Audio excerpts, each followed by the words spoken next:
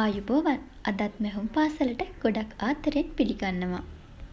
අද මම ඔයාලට කියලා දෙන්නේ ක්‍රම කිහිපයකටම අඳින්න පුළුවන් හරිම ලේසියෙන් මහ ගන්න වගේම හරිම ලේසියෙන් අඳින්නත් පුළුවන් මෙන්න මේ ලස්සන බ්ලවුස් එක.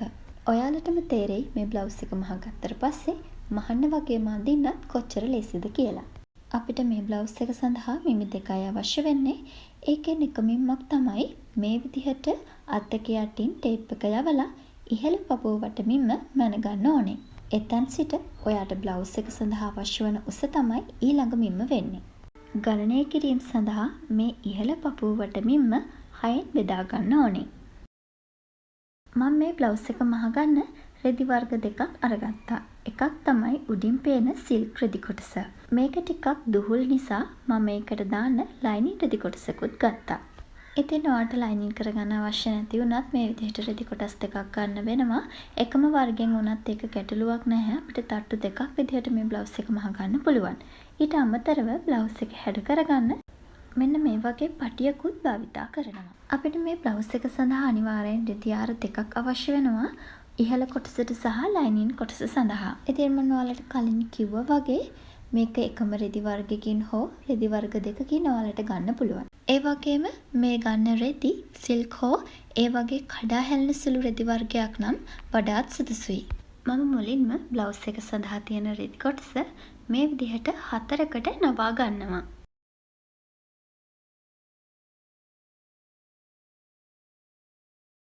මේ විදිහට රෙදි කොටස 4ට නවා ගත්තම අපිට රෙදි කොටසේ මේ හරි මැද හොයාගන්න පුළුවන්. දැන් ඒ හරි මැද්දේ මෙන්න මේ විදිහට ත්‍රිකෝණාකාරව මේ රෙදි කොටස නවා ගන්න. දැන් මේ රෙදි කොටස් එහෙ මෙහෙ නොයන ආකාරයට මම පින්ස් වලින් රඳව ගන්නවා. දැන් මේ ඉහළ කෙළවරේ ඉඳන් පහළට ඉහළ පපුවට මෙන්ම 6න් බෙදාගත්තම ලැබුණ පිළිතුර මේ විදිහට ලකුණු කරගන්න ඕන. අපි මේ ලකුණු කරගත්ත මිම්මට වඩා අඟල් 1.5ක් හෝ 2ක් පහළින් තමයි අනෙක් පැත්තේ ලකුණු කරගන්න ඕනේ. මම පහත් කරන්නේ අඟල් 1.5යි. දැන් මේ ලක්ෂයන් දෙක අපි යා කරගමු. එක ලක්ෂයක් ඉහළිනුත් අනිත් ලක්ෂය පහළිනුත් තියෙන නිසා ඔයාලට මේ විදිහේ හැඩයක් උනත් ඇඳ ගන්න පුළුවන්. එහෙමත් නැත්නම් අඟල් දෙකක් පහත් කරලම V කරක් කියන්නේ සරල රේඛාවක් විදිහට ඇඳ ගන්නත් පුළුවන්. එතකොට ඔයාලට ලැබෙන්නේ V කරක්. දැන් අපිට තියෙන්නේ බ්ලවුස් එකේ උස ලකුණු කරගන්න. මේ විදිහට උසම ලක්ෂයේ ඉඳන් පහළට බ්ලවුස් උසට අඟලක් එකතු කරලා මෙතන ලකුණු කරගන්න. දැන් බ්ලවුස් එකේ ඉතුරු ටික ඇඳ ගන්න මේ විදිහට අපි ලකුණු කරගත්ත උසයි අපි මුලින්ම ලකුණු කරගත්ත උසයි අපිට අවශ්‍ය වෙනවා. ඒ කියන්නේ මෙතන ඉහළම කෙළවරේ ඉඳන් අපි දැන් ලකුණු කරගත්ත තැනට වෙනකන් අඟල් කීයක් තියෙනවද කියලා ඔයා මේ වෙලාවේදී මැනගන්න. මේ විදිහට ඉහළම කෙළවරේ ඉඳන් අපේ බ්ලවුස් එකේ උස ලකුණු කරගත්ත තැනට වෙනකන් මැනගත්ත ප්‍රමාණය දැන් අනෙක් පැත්තේ මේ විදිහටම ලකුණු කරගන්න ඕනේ. මතක තියාගන්න අපි මේක ඉහළ කෙළවරේ ඉඳන්ම තමයි ලකුණු කරගන්නේ. මේ ලකුණු කරගත්ත මෙන්න ඉහළ කෙළවරේ සිට මේ ආකාරයට තැන් කිහිපයක ලකුණු කරගන්න. එතකොට අපිට බ්ලවුස් එකේ වාටිය හරියටම ඇඳ ගන්න පුළුවන්. දැන් මේ විදිහට ඇඳගත්ත ලක්ෂයන් අපි යා කරගමු.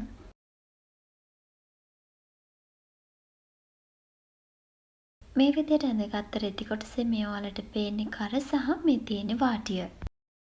දැන් මම මේ රෙදි කොටස මේ විදිහටම පැත්තකින් තියලා මගේ ලයිනින් කොටස මේ ආකාරයටම නවා ගන්නවා. මේ රෙදි කොටසත් නවා ගන්න ඕනේ කලින් රෙදි කොටස ආකාරයටමයි කිසිම වෙනසක් නැහැ. මේකෙත් මම කලින් විදිහටම නවා ගත්තට පස්සේ එහෙ මෙහෙ නොවන විදිහට පින්ස් ගහ ගන්නවා. දැන් මේ ලයිනින් කොටසට උඩින් බ්ලවුස් එක ඇඳගත්ත රෙදි කොටස ඒ ආකාරයෙන්ම එකමත් එක තබා ගන්නවා. දැන් ඔයාලට පේනවා ඇති මේ විදිහට තනි නැම්ම එක පැත්තකටත් නැමි කිහිපයක් තියෙන පැති එක පැත්තකටත් සිටින විදිහට තමයි මම මේ රෙදි කොටස් එකමත් එක තියාගත්තේ. දැන් මම මේ රෙදි කොටස් දෙකම එහා මෙහා නොවන විදිහට මේ විදිහට පින්ස් ගහ ගන්නවා.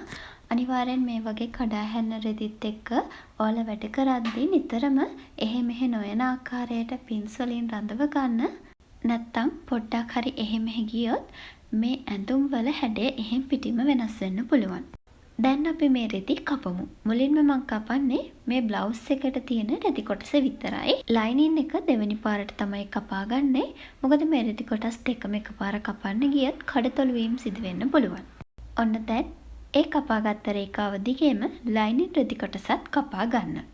මතක තියාගන්න මෙන්න මේ උල වගේ කොටසට තමයි අපි උරපටි මසා ගන්නේ.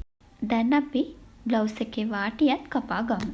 කලින් විදිහටම මම බ්ලවුස් එක කොටස විතරක් මුලින් කපලා ඊළඟට ලයිනින් එක කපා ගන්නවා. මෙන්න මේ වෙලාවෙදී ඔයාලට පුළුවන් මේ බ්ලවුස් එකේ එක කොටසක් අවශ්‍ය නම් කොට කරගන්න. ඒ කියන්නේ මෙන්න මේ වගේ තනි රෙද්දකින් නම් ඔයා මේ බ්ලවුස් එක මහන්නේ මේ විදිහට උඩ ලේයක කොටට මහ ගන්න පුළුවන්. බ්ලවුස් එක කපා ගත්තට පස්සේ දැන් තියෙන්නේ අපිට මේ සඳහා පටි කපා ගන්න. මම මේ ඉතිරි වුණ රෙදි කොටසෙන් අඟල් 1.5ක් මහත අඟල් 20ක් පමණ දිග පටි 4ක් කපා ගන්නවා.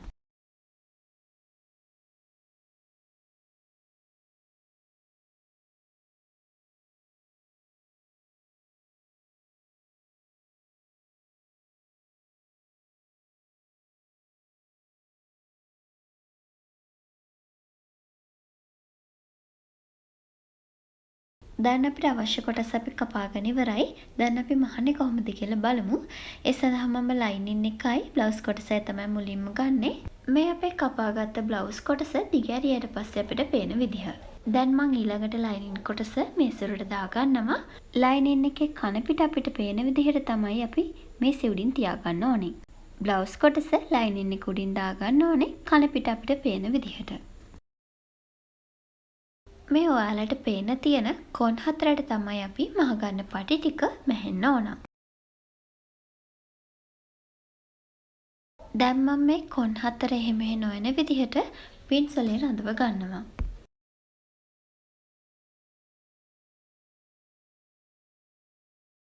දැන් අපි කපාගත්ත පටි ටික මේ විදිහට මහ ගන්න ඕනේ. මහලා අනිත් පැත්ත හරව ගත්තම අඟල් භාගයක විතර පටියක් අපිට ලැබෙනවා. දැන් ඒක මේ රෙදි කොටස් දෙක මැද්දෙන් මෙන්න මේ උල වගේ තියෙන එක් කොටසකට සම්බන්ධ කරගන්න ඕනේ.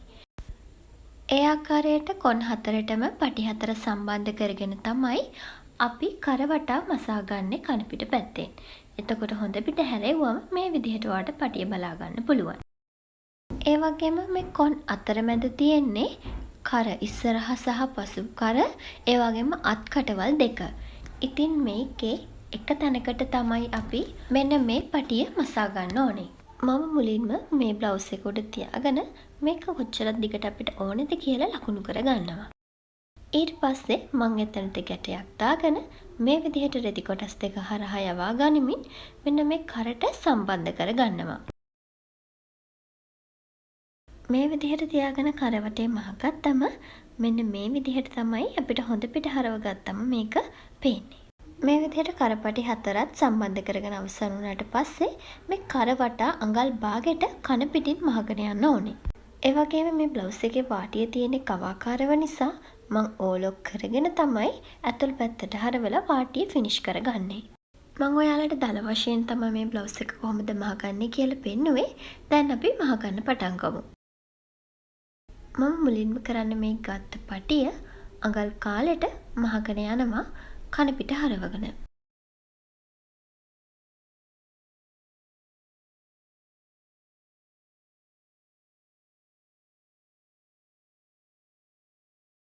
මේ විදිහට මහකන ඉවරුණාට පස්සේ මම මේකේ නූල ටිකක් පැටිපුර ඉතුරු කරලා තමයි ඉතිරි නූල කපන්නේ. දැන් මේ පටිය අපි හොඳ පිටට හරව ගන්න ඕනේ. ඉතින් ඒ සඳහා මම මේ ඉදිකටුව භාවිතා කරනවා. මොකද මේ පටිය ගොඩක් හීනීනේ. ඉතින් අපිට සාමාන්‍ය විදිහට ඇඟිලි වලින් මේක හරව ගන්න අමාරුයි. ඒ නිසා මම මේ වගේ දිග ඉදිකටුවක් අරගෙන ඉතුරු කරගත්ත නූල මම මේකට දාගන්නවා. දාලා නූල ලෙහෙන්නේ නැති වෙන්න ගැටයකුත් දාගන්නවා. ඉතින් හොඳින් බලාගන්න කොහොමද මම මේක හරවගන්නේ කියලා. මේ පටිය හරහා මේ ඉදි කටුව අනෙක් පැත්තෙන් මම අරගන්නවා එළියට.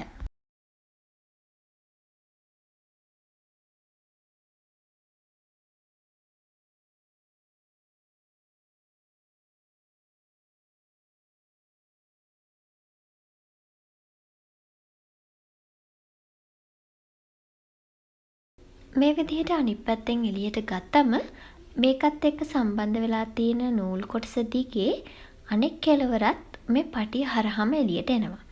ඉතින් ඒක මේ විදිහට හිමීට ඔයාට ඇදලා එළියට ගන්න පුළුවන්. මේ විදිහටම අපේ ඇඳුමට අවශ්‍ය කරන පටි හතරම මසා ගන්න. මේ ආකාරයට මසාගත්ත පටි හතර මම ඔයාලට කලින් පෙන්නුවා වගේම මම මගේ බ්ලවුස් එකට සම්බන්ධ කර ගන්නවා. මම ඔයාලට කලින් පෙන්නුව විදිහටම මේ රෙදි කොටස් දෙක මැද්දෙන් තමයි මේ පටිය බ්ලවුස් එකට සම්බන්ධ වෙන්නේ.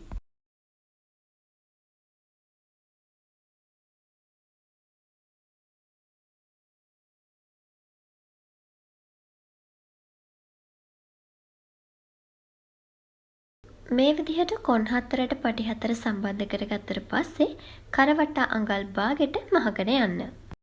ඔයා මන් කියපු පිළිවෙලටම මේ ලයිනින් එක පටි ටික සහ රෙදි කොටස තියාගත්තා නම් ඔයා දැන් මේ මහගෙන යන්නේ කන පිට පැත්තෙන්. මේ තියෙන්නේ අපි කරවට්ටා මහගත්ත විදිය. ඊළඟට මං කරවට්ටා ඕලොක් කරගත්තා. දැන් මේ මැහුම් වාසිය කන පිට පැත්තෙන් ලයිනින් එකට තියලා මම මහ ගන්නවා.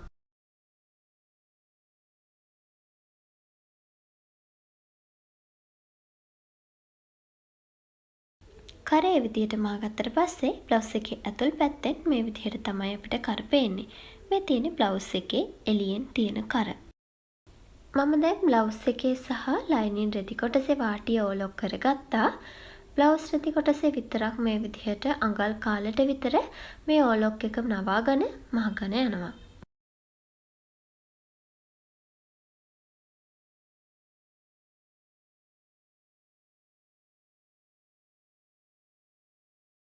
මේ විදිහට බ්ලවුස් එක වටේම මේ වාටිය මසාගෙන යන්න.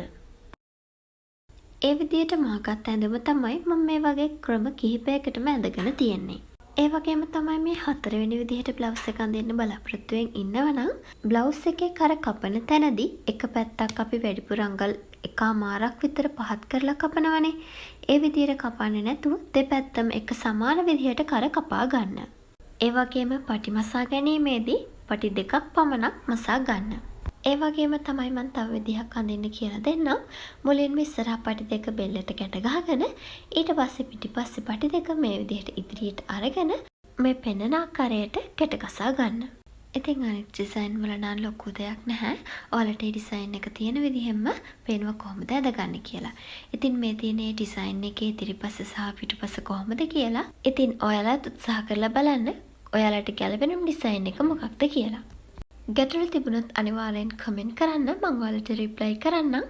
ආයෙත් වීඩියෝ එකකින් එනකම් හැමෝම පරිස්සමින් ඉන්න. ගිහින් එන්නම්.